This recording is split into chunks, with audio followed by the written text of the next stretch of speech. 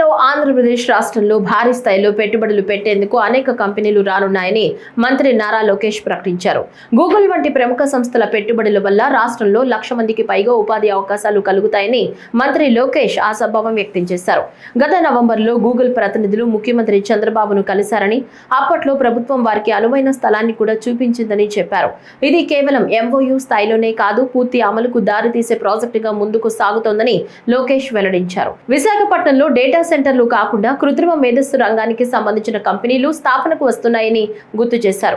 రాష్ట్ర అభివృద్ధి దిశగా ముందుకు వెళుతున్న పెట్టుబడిదారుల జాబితాలో టాప్ 10 ఇన్వెస్టర్స్ వివరాలు ఎప్పుడూ తన బ్యాగులో ఉంటాయని తెలిపారు.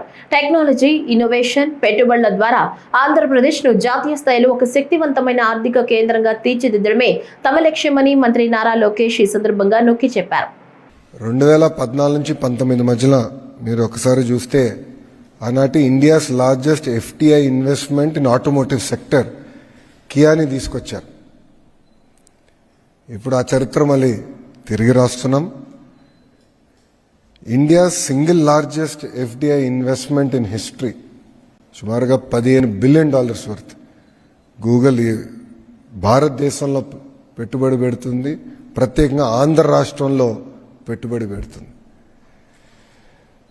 ఇది Google's largest data centre out side of US, the largest data centre. ఇదేంటంటే అనేక దేశాలు కూడా వాళ్ళు ఇవాల్యుయేట్ చేశారు. మన దేశం పైన జీరో అయిన తర్వాత అనేక రాష్ట్రాలను ఇవాల్యుయేట్ చేసి ఆంధ్ర రాష్ట్రానికి వెళ్తేనే స్పీడ్ ఆఫ్ డూయింగ్ బిజినెస్ వల్ల మనం ఈ పెట్టుబడులు పెట్టగలుగుతాం, మనకి ఎలాంటి ఇబ్బందులు ఉన్నాయని వాళ్ళు గ్రహించి ఆంధ్ర రాష్ట్రానికి వాళ్ళు వస్తాం జరిగింది. ఇది కేవలం ఆంధ్ర రాష్ట్ర గెలుపు కాదు, భారతదేశం గెలిచింది. గతంలో ఎట్లయితే మైక్రోసాఫ్ట్ అనేది హైదరాబాద్ రూపురేఖలు మార్చిందో, అది ఈ గూగుల్ పెట్టుబడి విశాఖపట్నం రూపురేఖలు మార్చిపోబోతుంది. ఇది కేవలం ఒక డేటా సెంటర్ గురించే కాదు, కేబుల్ ల్యాండింగ్ స్టేషన్ ఉంటుంది, రెన్యూబుల్ ఎనర్జీ ఉంటుంది, ఏఐకి సంబంధించిన అనేక కంపెనీలు కూడా విశాఖపట్నానికి వస్తాయి. కొన్ని రిపోర్ట్స్ కూడా మనం చూస్తే 25 టైమ్స్ మల్టిప్లయర్ ఎఫెక్ట్ ఉంటుంది ఈ పెట్టుబడుల వల్ల, 25 టైమ్స్. అలాంటి ఎకనామిక్ యాక్టివిటీ ఒక విశాఖపట్నంలోనే గూగుల్ చేయబోతుంది. ఈ ఒక్క పెట్టుబడి వల్ల మా అంచనా సుమారుగా 1,88,000 మందికి డైరెక్ట్గా ఇండైరెక్ట్గా ఉద్యోగాలు కల్పించగలుగుతాం.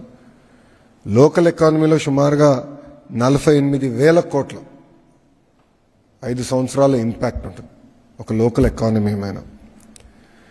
ఇదంతా మీరు చూస్తే మొదటి మీటింగ్ నేను సెప్టెంబర్ 2024లో గూగుల్ ప్రతినిధులు విశాఖపట్నానికి వస్తే వాళ్ళని హోటల్లో నేను లంచ్ ఆర్గనైజ్ చేసి నేను నా కారులో ఆనాడు అక్కడ తీసుకెళ్ళి ఎక్కడైతే ఆ డేటా సెంటర్ వస్తున్నా స్థలం వాళ్ళు కూడా చూపిస్తాం జరిగింది.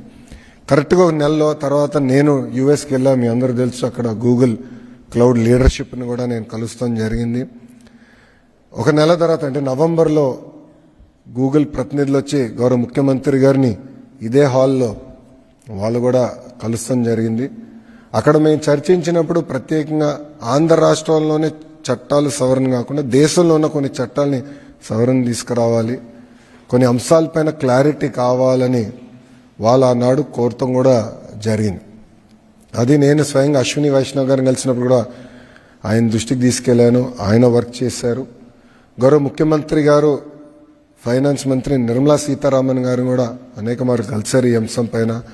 గౌరవ ప్రధానమంత్రి గారిని ఒక గూగుల్ పెట్టుబడి పైనే 2 సార్లు కలిసి డీటెయిల్స్ అన్ని గౌరవ ప్రధానమంత్రి గారితో చర్చించారు. కనుకనే చర్చించిన తర్వాత అక్కడ అవసరమైన చట్టాల సవరణ కూడా చేశాం.